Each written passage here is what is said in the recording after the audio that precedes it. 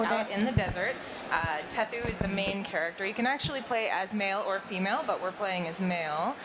Over there you can see a giant pot, and that is actually a dungeon that we're going to check out later. But first of all, this is actually the entrance to our oasis. Oh wait, no. So in the game, you actually create an oasis with Water Spirit Isna, and she helps you. You start it, and then it progresses as you level it up, and it grows larger. So we have various tribes in the game. These are called newts. They're my favorite things ever. If you talk to them, they just kind of tweet at you. So they're kind of like owls slash penguins? Yeah, they are. They are actually penguin-owl hybrids. So we're going to run right over here into the inner portion of the oasis. And one of the really awesome things about this game is that you can actually, you build these shops called bloom booths. So here's one, and what you do is you build it, and then you keep it stocked. And rather than buying equipment, like in many RPGs, this is doing something completely unique. You actually stock up these shops with duodems, which is the currency. And let's see, let's give her some stuff because she doesn't have anything to sell. And then the shops sell the inventory. Then you collect the duodems that they get from wanderers who come into the oasis buying their wares. Right, because your role in this oasis, in this community that you're building, is you're kind of the overseer of everything. So you're the one actually stocking the shop, so your underlings can kind of sell it to other people. Yeah, exactly. Real quick, I'm going to run over here and show everybody Isna. So over to the right is the little treehouse, and that's where my home is. I created the oasis, but that's my home. But here's Isna, just so you guys can see what she looks like.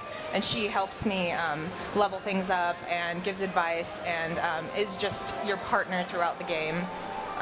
As you can see, the loading screen has a newt.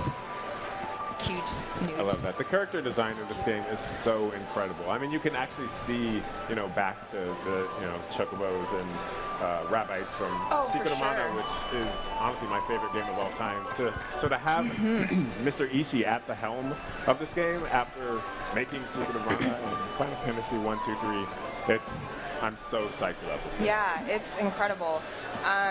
So, as you can see above each of the shops, okay, so the little newts are actually loaded, so they go in and they spend tons of duodems, so it's really good to have them in your oasis.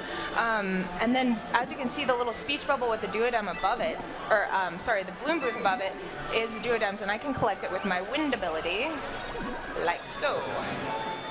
And then it adds to my currency, which you see in the upper right. And then that's used to build new bloom booths. So we are gonna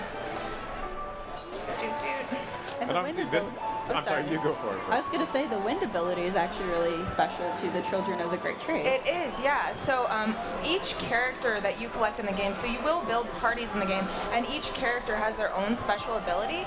Tethu, the main character, has the wind ability, and you use it actually to solve puzzles later on in the dungeons. But right now, I'm actually in the bloom booth placement screen, and I am going to build a juice shop. So Tethu is actually, there are various tribes throughout the game, and Tethu is what's called a seedling. And with other seedlings, they're actually, so they have, as you can see, she kind of brings her heart out, and it's a seed that is then planted into the earth, and then Tethu uses the duodems to grow the bloom booth. So we're going to see what that looks like. What's really cool, though, is that as Tethu is a chosen seedling, Tethu is capable of growing an entire oasis. So most seedlings can grow these bloom booths, but if they're chosen seedlings, then they're able to grow an entire gigantic oasis, which can also become larger. And well, what they've done with the Oasis theme is so cool, because you're in this desert, this harsh, unforgiving environment with enemies who try to attack you.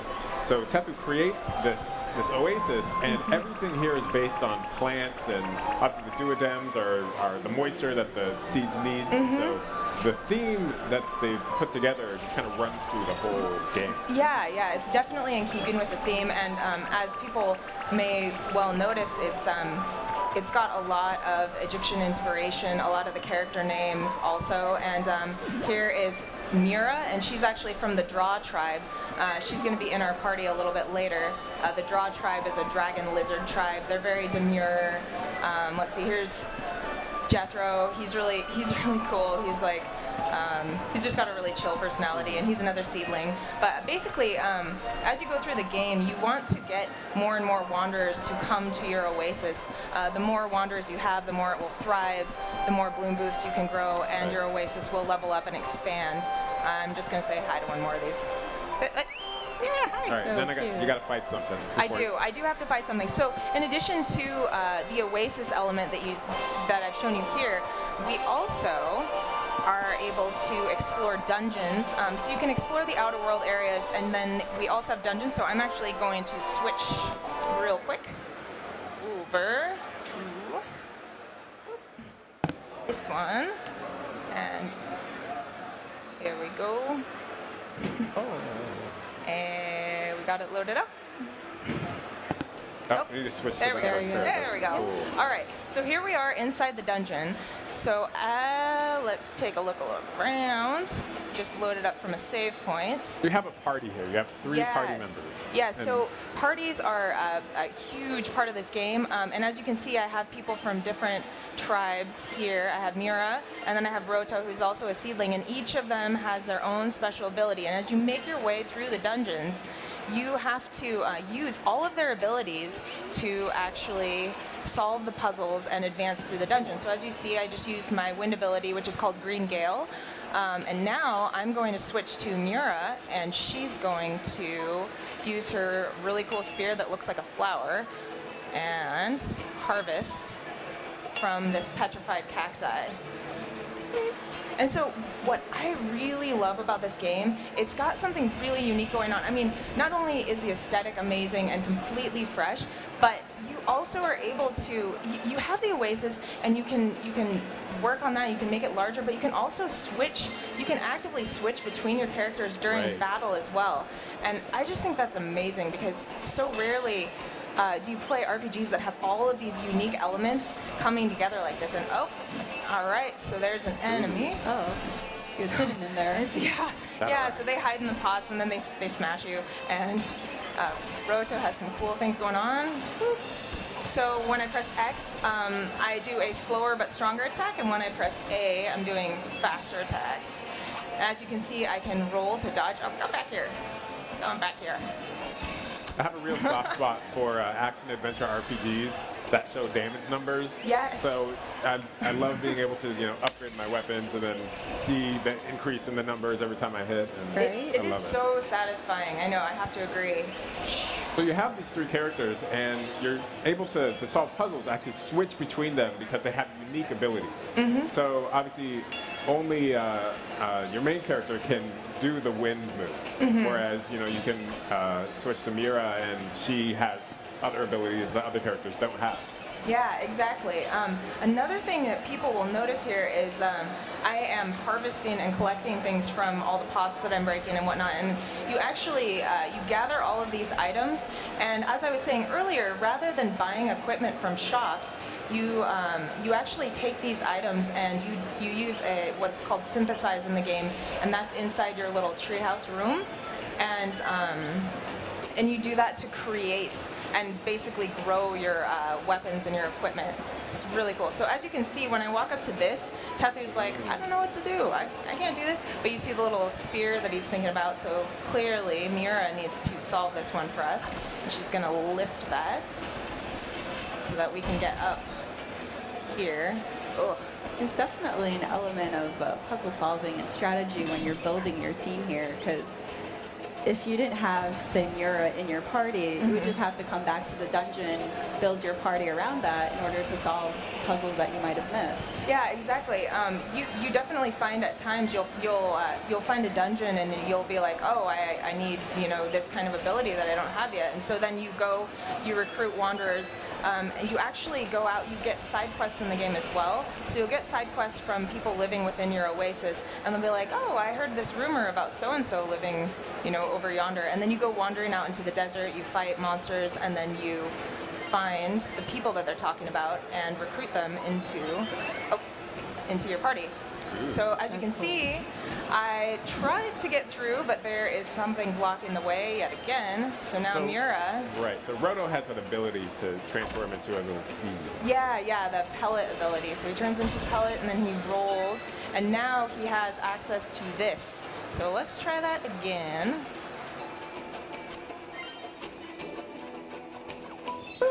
So anytime you see a lotus flower within the dungeon settings, he is able to use that particular pellet ability. I absolutely love the overall theme of this game. It's just so organic and alive. Absolutely. And I mean, as everybody heard from Ishii-san's message, the developers have just put so much heart into this game, and it's clear. The detail in the game and just the absolute passion behind the design of this game is like very clear. All right. Uh-oh. So What's up? Actually, I think we need to load.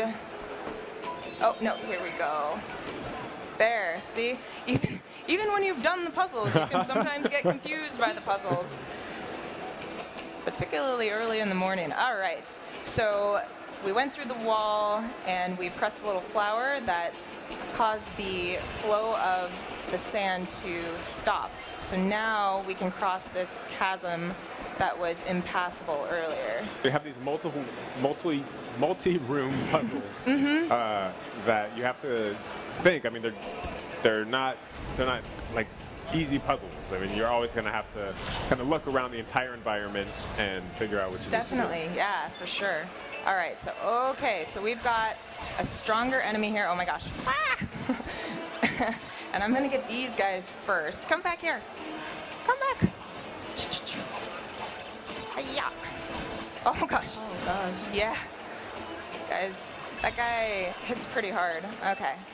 And as you can see, I have a lock-on ability, so when I lock on, it makes it much easier, and then it directs my party members to also attack this guy. Come on. Boop. Alright. And Mira, actually, her spear is really strong against these enemies, so I'm going to switch to her for now. And that's another thing you'll find. You'll want to switch your characters depending upon the enemies, because the different weapons have different strengths. Ooh. And right now, oh my goodness. Takes damage. You, my friends, are going down. Oh my gosh, that armadillo, he's really strong. Spiky Dillo. Yeah. Spiky Dillo. So, Kendra, you actually were able to localize the E3 version of this game, so you came up with all these names and all that, yeah? Yeah, I did, and I, working directly with the developer and with the translator, Yoriko, we really did our best to keep super close to their intent. So Egyptian-inspired names, and then like many of the characters have Egyptian-inspired names, and then the enemies have kind of creative names. So we, yeah, we definitely tried to keep in that. So did we mention kind of the Spiky Dillo there? He's not necessarily a bad guy. We just beat the crap out of him. But he's actually kind of corrupted by this force. Yeah, so the overarching story is basically you start out and your older brother is showing you how to create an oasis, and then this mysterious thing only known as chaos comes in and sweeps your brother away, and then you are kind of landed in the middle of the desert, and Isana finds you, and then that's where you create your oasis. So you don't know what's happened to your brother, and you're fighting off this chaos, and these little plants are actually chaos plants as well. But the chaos is taking over the entire desert, and it's also taking over the cute little creatures that live there and turning them into monsters. So when we battle them, they turn back into their original form. So we just got we beat the Spiky Dillo, we opened up the chest and we got a key, so we're gonna go in here now and see what lies beyond. Oh boy. You don't have a lot of health. So. I don't. We're gonna just do the best we can. All right. Hopefully not get annihilated, because this dude does not look super friendly. Oh my gosh. And he is not happy we're here. And as you can see, again, the design is just beautiful. I love it. It's like the corruption, like, coming from the like something is there. clearly not right here. All right, so we're gonna lock on to boss. Oh my gosh. And this is a boss, so he deals some pretty significant damage. So we're gonna hack away at this. Oh. Wah! And another thing I actually was talking about earlier, so as you can see, Miura fights with the spear, Roto fights with the bola, and Tethu fights with a sword. But later on in the game, you will actually see there are also going to be magic weapons and ranged weapons. Very cool. So Roto's bolas are somewhat ranged. They kind of fly in a circle out around him. Exactly. And his bola is actually extremely effective against this enemy who really wants us to leave. Oh no. Oh, goodness. All right. That's okay. That's all right. We got this. We will overcome. Ooh. Got him down to half health. I know, it's... Oh. As you can see, I'm doing a lot of dodging. It's pretty important in this battle. Yeah. It's really cool how you're showcasing like every character in order to just attack this guy. And it just shows how in depth this real-time combat and all the strategy. It's really cool. It is. It's very engaging. I just love it. It's honestly this game is everything I've wanted in an RPG. It's got really strong storyline. It's got strong enemies. It's got the puzzle solving that I love. The kind of the world building of the Oasis. The world building, it's got all of these really interesting character designs. It's awesome.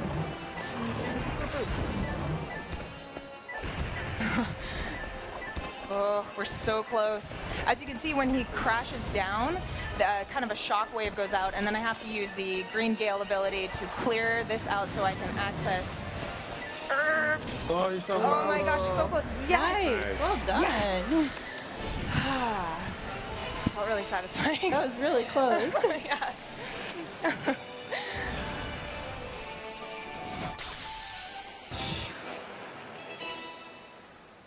Well played. Thank you. Seriously.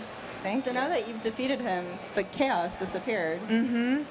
From him specifically. So he is going to tell us a little bit here, but basically, yeah, he was under the influence of the chaos, and he was taken over by it, and he was betrayed actually.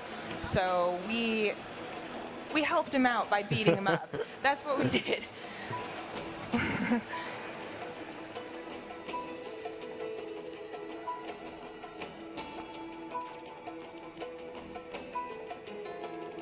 And now we can rest. Now he can rest, finally. He's probably tired. He's just been like hanging out waiting for someone to come beat him up. Ooh, so you got something from that too. Yeah. Which is going to help. Got energized quartz. Awesome. All right, so that is it for that. We can actually hop back in.